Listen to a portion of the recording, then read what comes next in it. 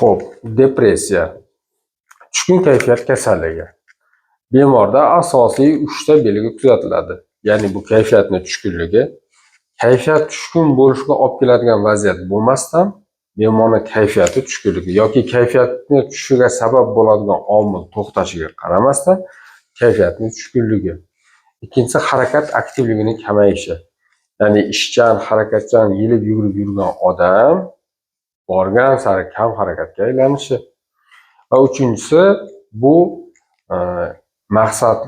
maqsadlarni pasayib ketishi yoki irodaviy aktivlikni pasayib ketishi.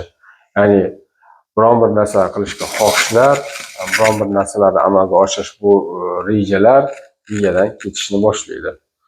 Asosiy yuragi shu bo'ladi kasallikni. Endi bu holatda kasallikni bilish, topish, kayfiyati tushkun bo'lganligini sezish oson. Faqat niqoblangan depressiyada bu sal qiyin. Sababi tushkun kayfiyat bo'lmaydi.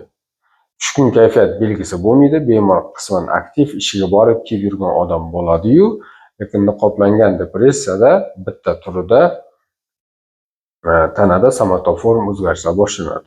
Ya'ni bemorda sekin-asta boshdan boshlanib to oyog'ining uchigacha bo'lgan a'zolarda xoh unisidan, xoh bunisidan doimiy yoki o'zgaruvchan shikoyatlar boshlanadi.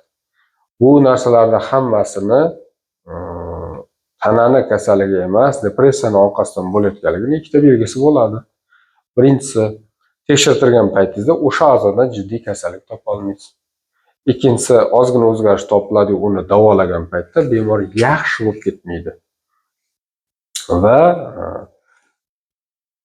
o'zgarishlar, aniqlangan holatlar, unga olingan davolarga qaramasdan o'zgarmagan bemorga antidepressan guruhiga kiruvchi dori bilan bemorning tanasidagi shikoyatlari ketadi. Hattoki bu ba'zan bo'yin yoki bel og'riqlarida ham kuzatiladi.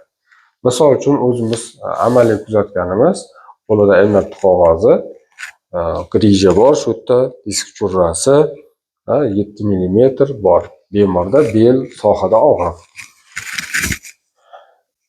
Ayni churrani belgisini beruvchi belgilar bor, MRTsiz aniqlanadigan Lasseviya, Kerning, Maskevich, Neri degan simptomlar bor. Ular aniqlanmaydi. Grija, ya'ni churra uchun xos bo'lgan belgilar chiqmayapti. Lekin bemorning snimkasida turibdi churra, lekin belgilari chiqmaydi. Va qancha MPVSlar, og'riq qoldiruvchi miorelaksantlar, B komplekslar, fermentativ dorilar, tog'ayni faoliyatini yaxshilovchi dorilar olishga qaramasdan bemorning holatida o'zgarish yo'q. Shunda surishtirib ko'rsangiz, bemor qandaydir psixotravma o'tkazgan, u psixotravma o'tib ketgan, lekin bemorda sekin-asta bu shikoyat bo'lgan. Oldin ham shu shikoyat bo'lgan, shifokorga murojaat qilgan, dori-darmonlar olgan, disk churrasi bo'yicha va yaxshi bo'lib ketgan.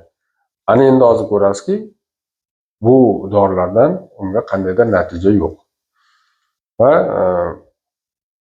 bemorni antidepressan dorilar berish bilan holatida o'zgarish kuzatilib, og'riqlari kamayishini ko'p kuzatamiz.